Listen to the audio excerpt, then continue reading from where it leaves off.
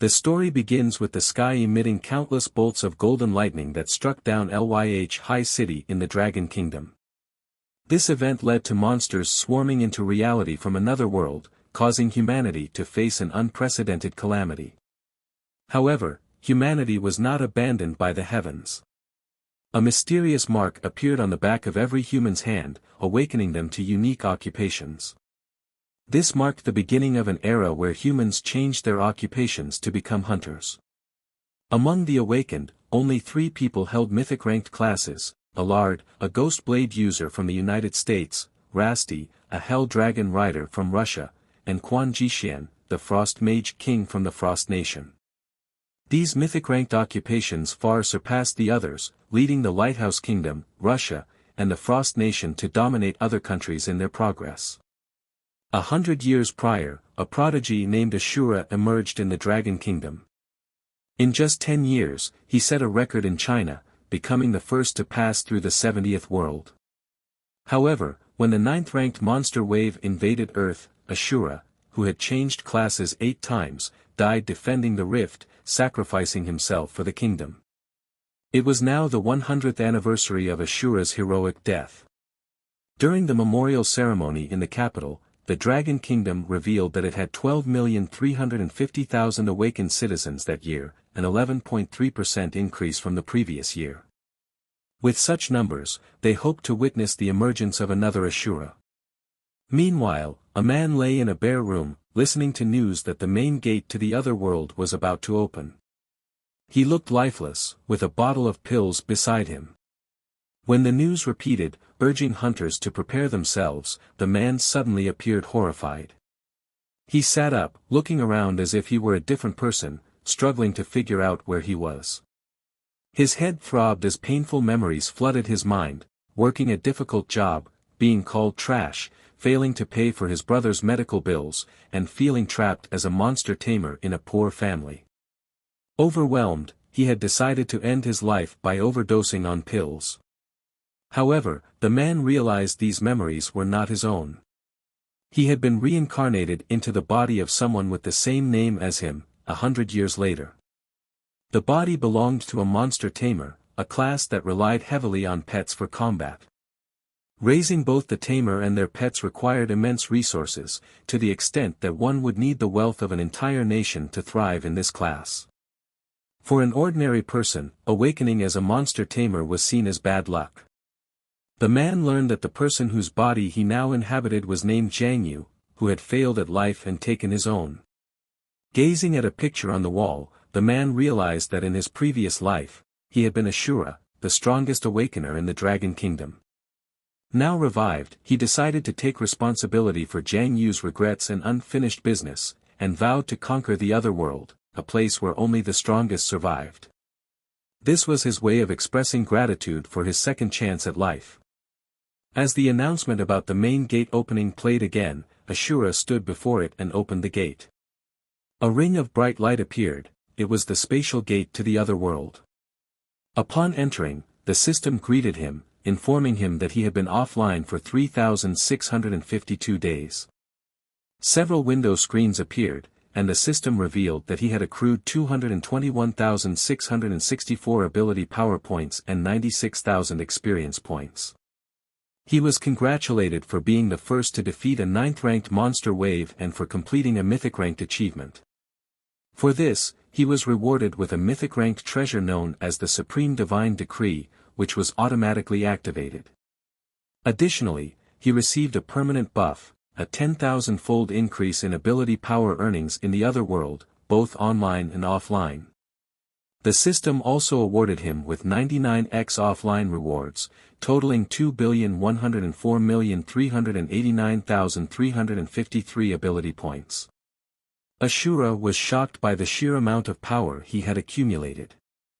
As a reward for clearing the highest-ranked monster wave, the system granted him a class reset, allowing him to choose from one of 7 mythic-ranked core classes. The available classes were Knight, Undead Death Knight, Warrior, Dark Swordsman, Assassin, Shadow Reaper, Priest, Divine Priest, Mage, Hellfire Mage, Archer, Spectral Hunter, Monster Tamer, and Necromancer. 100 years ago, Ashura had awakened as an epic-ranked warrior. However, during that time, the strongest class in the other world was the monster tamer. The problem with that class was the overwhelming amount of ability power required for both the tamer and their pets to grow. But with his accumulated ability power, Ashura's top choice was naturally the necromancer. The system congratulated him for becoming the fourth mythic-ranked core hunter in the other world. As a necromancer, he received an initial 100-star rating. The class had an impressive stat growth, including 25 stars for magic attack, 18 for mana, 20 for vitality, 18 for physical defense, and 19 for magic defense. The class's skills included Harvest Souls, Spectre Evolution, and Death Reduction. Unlike regular monster tamers, who had to rely on rare rewards to improve their pets' intelligence, necromancers could harvest other monsters and make them their pets. This made the class immensely powerful. In his previous life, Ashura had used an epic-ranked class to clear 70 worlds in just 10 years, becoming the top ranker in China. Now, with a mythic-ranked class, he vowed to clear every world perfectly and become the strongest not just in China, but in the entire world. As the sun rose, Ashura, now going by the name Zero, entered the first world of the other world. The system placed him in a safe zone called Doomsday Village. Zero was prompted to choose whether to keep the name Ashura or adopt a new one. Deciding to surpass his previous identity, he chose the name Zero. Walking through the other world, Zero encountered people marveling at how realistic the world felt. Others were confused, expecting the world to be filled with monsters. One man explained that they were in the safe zone, and the monsters were outside. Soon, the system released the first mission, and players began preparing by forming parties and gathering materials. The mission was to kill 1,000 monsters and collect 10 silver coins. After completing these tasks, the players could activate the boss portal and advance to the next world. Zero noted that the layout of the other world hadn't changed much. Before starting the mission, he decided to buy equipment. In a shop run by an owner named Chelsea, Zero asked for a star magic staff. The other buyers were shocked when Zero spent all 100 of his copper coins on a single weapon, instead of buying a full set of items.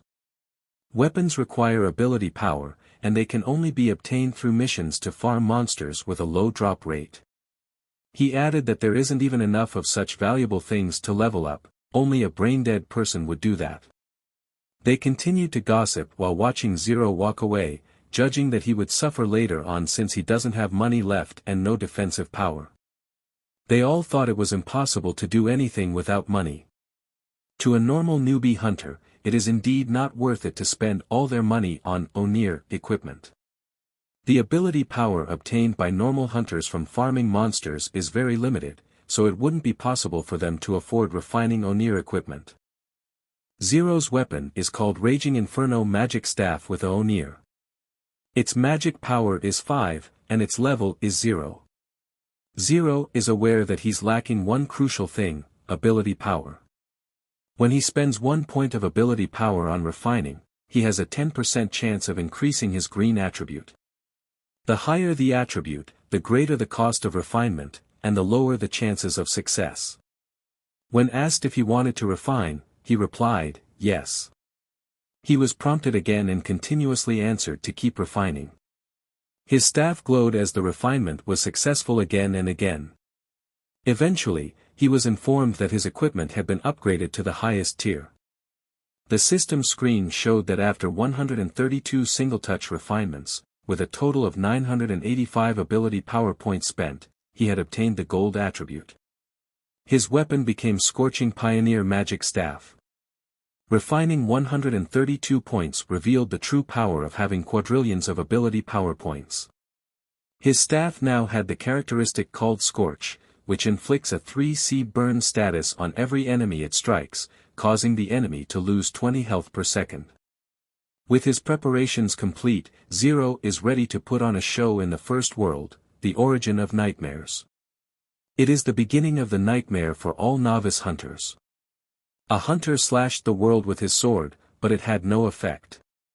The hunter was terrified, wondering what rank the monster was. Its health was so high that it was impossible to deal any significant damage, yet one strike from it would kill them. Suddenly, a gold orb of light appeared, eliminating the monster. The burn effect from Scorching Pioneer magic staff had been inflicted. Zero watched the monster's corpse. The system informed him that he had defeated the mutated giant rat, earning 2 experience points and 1,000 ability points. With the 10,000-fold increase in ability points buff applied, Zero, a mythic hunter, now had maxed out base attributes and max level equipment. Ordinary hunters need to team up to kill a mutated giant rat, yet Zero can kill one with a single shot. Other hunters noticed his insane damage and high-tier equipment. One woman speculated he might be an experienced hunter, but a man refuted her, saying there's no way someone could have refined an early-game newbie magic staff with so many ability points. They began to suspect Zero was a big shot. Zero, however, felt that since level 1 monsters gave too little experience, he needed to kill monsters higher in level to maximize his experience gain. In the Origin of Nightmares, there are not only low-ranked mutated giant rats but also level 3 to 4 poisonous spiders, level 5 to 6 armored scorpions, level 8 to 9 frenzied wild boars, and the final boss, the level 10 berserk wild boar king. His best option was to hunt level 3 and above monsters at the abandoned factory. As Zero was about to walk away, he was blocked by other hunters. They wanted to recruit him into their party, offering healers, tanks, and DPS roles. Some women tempted him with their bodies. Zero was scared and declined their offers, so they backed off, gossiping about his intimidating aura. They noticed that he was heading toward the abandoned factory, a dangerous place filled with high-level monsters. They speculated that the big shot was truly different from regular hunters like them. Inside the abandoned factory, Zero encountered a level 2 mutated giant rat. After killing it, he gained 2 experience points and 10,000 ability points. He then killed a level 3 poisonous spider, earning 8 experience points and 30,000 ability points. After defeating another spider, Zero leveled up, increasing his vitality, mana, and gaining 6 free attribute points. Now at level 2, he needed 250 more experience points to reach the next level. He targeted another spider, and his attack created an explosion. After that, he needed only 100 more experience points to level up. The scene was left littered with monster corpses. The system congratulated Zero for unlocking his first skill slot, rewarding him with the starting skill, Tiny Fireball. Zero was surprised to find that the level-up rewards for mythic rank hunters were 6 times higher than for ordinary hunters. Even by leveling up just 3 times, he had accumulated 18 free attribute points. As a monster tamer, his early game growth path resembled that of a mage, so he needed to minimize casting time, stabilize damage output, and increase agility. For normal hunters with limited ability points, upgrading the starting skill isn't worth it. But Zero smiled, knowing that ability points solved everything. He decided to max out his Tiny Fireball skill. The system confirmed his action, and after spending 50 ability points, Tiny Fireball evolved into Medium Fireball, increasing damage by 140% and gaining a special effect that boosted burn damage by 6% each second. Zero liked it, and eventually, he upgraded the skill further into Ultra Fireball, the highest skill grade possible for his current class rank. As Zero progressed, he prepared to challenge the final boss and complete the first world. His plan was to reach level 8 after completing the 2 world missions. While exploring the factory, a groaning noise caught Zero's attention. He stood before a large door and asked if anyone was there. When he opened it, he found a wounded hunter named Carl, whose leg had been amputated. Carl explained that his wife and children had been killed by monsters and asked Zero to help him take revenge on the scorpions. The system informed Zero that a story mission had been triggered: exterminate the scorpions. Zero examined the mission rewards and saw that they were much better than monster drops, so he decided the mission was worth it. The quest details showed it was a level 10 mission, and aside from eliminating all the scorpions, he was also required to kill the armored Scorpion King. The reward was 500 experience points, 1 silver coin, and 300 random 1-star equipment.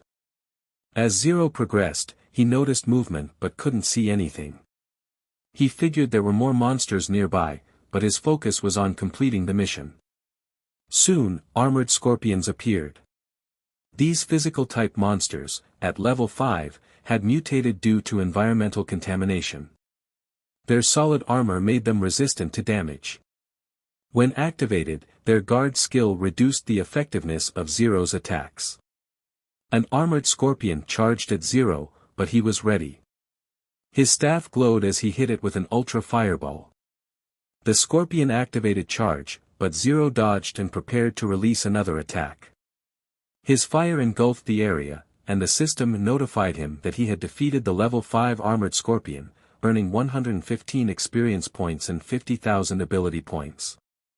Despite Ultra Fireball's power, it quickly drained his mana. As the number of scorpions dwindled, Zero knew that the armored Scorpion King would appear soon. Finally, the monster emerged, gigantic and menacing. Zero planned to kill it before his mana was depleted.